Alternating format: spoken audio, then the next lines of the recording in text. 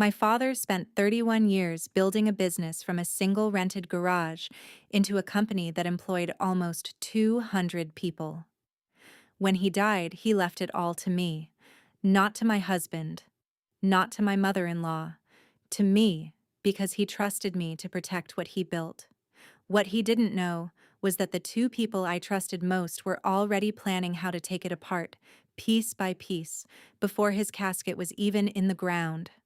I want you to understand something before I go further. I was not a woman looking for trouble. I was the kind of woman who signed things without reading every line because I believed the people around me loved me. That belief nearly cost me everything my father worked his entire life for. But it also became the exact reason my husband and his mother never saw what was coming. My husband's name was Daniel. We had been married for 6 years when my father passed. Daniel was charming in the way that con men are charming, the kind of charm that makes you feel foolish for ever doubting him. His mother, Linda, had never liked me from the beginning. She used to say, in that syrupy voice she saved for family dinners, that she just wanted to make sure her son was taken care of. I used to think that was sweet. I didn't understand yet that taken care of meant something very specific to her, and it had nothing to do with love. The funeral was on a Tuesday. By Thursday, Daniel was already talking about restructuring. He used words like consolidating assets and simplifying the estate. Words that sounded responsible but were actually the first bricks of a wall being built around me. Linda came to the house that same week with a folder of documents. She called it just paperwork, just formalities. Nothing you need to worry your pretty head over. I remember laughing at that phrase because it sounded so old-fashioned, so harmless. I had no idea it was the exact strategy they had planned. Here is what I didn't know. 2 weeks before my father died, while he was still lucid in the hospital, Daniel had visited him alone. He told me it was just to keep him company, to give me a break from the exhausting hospital shifts. What he actually did was plant seeds. He told my father that I was overwhelmed, that I wasn't equipped to run a company, that it would be safer for everyone if there was a transition plan in place that gave Daniel operational control while I kept a symbolic title. My father, weakened and trusting his son-in-law, signed a preliminary letter of intent. Not the final transfer. Just enough to give Daniel something to build on. After the funeral, Daniel used that letter to approach my father's lawyer, a man named Richard Voss, who had been with the company for over 2 decades. Daniel told Richard that I had asked him to handle the estate transition because I was too grief-stricken to deal with it myself. Richard, a good man but a busy one, believed him. Documents started moving. Shares started shifting into a new holding structure that listed Daniel as managing partner. My name was still on paper, but my authority was being quietly rerouted into a maze of committees and approvals that Daniel controlled. Linda's role was subtler and, in some ways, crueler.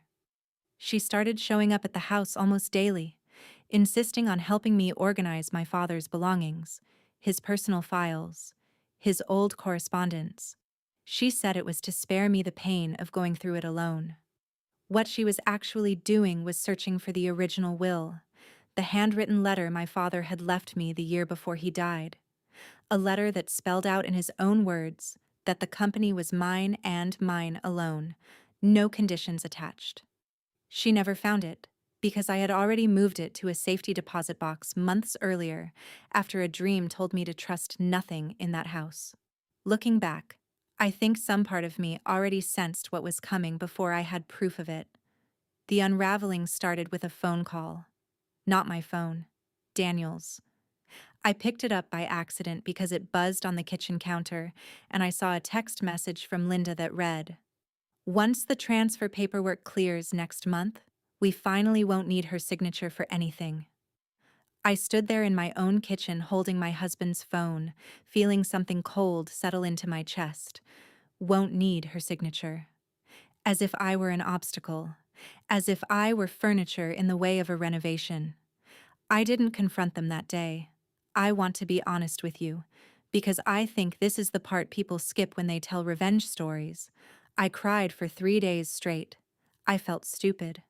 I felt like every kind thing Linda had ever said to me was a performance, and every reassuring word Daniel had ever whispered was a rehearsed line. But somewhere around day 4, the grief curdled into something sharper. I stopped crying and started reading. Every document, every contract, every email Daniel had ever sent from the company account. The first thing I did was call Richard Voss myself, not through Daniel, and ask him directly whether I had ever requested him to transfer authority to my husband. Richard went quiet on the phone in a way that told me everything before he even answered. He admitted Daniel had told him I authorized it verbally, given the stress I was under. I asked him one question. "Do you have anything in writing from me?" He didn't. That silence was the first crack in their plan. The second thing I did was retrieve my father's handwritten letter from the safety deposit box. It was dated 14 months before his death, written in his own hand, notarized, and explicit. It stated that upon his passing, 100% of company ownership transferred to me with no conditions, no committee, no shared authority with any spouse or in-law.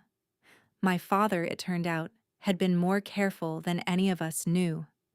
He must have sensed something about Daniel, too. Some hesitation he never said out loud, because why else would a father go to the trouble of notarizing a separate letter when a will already existed?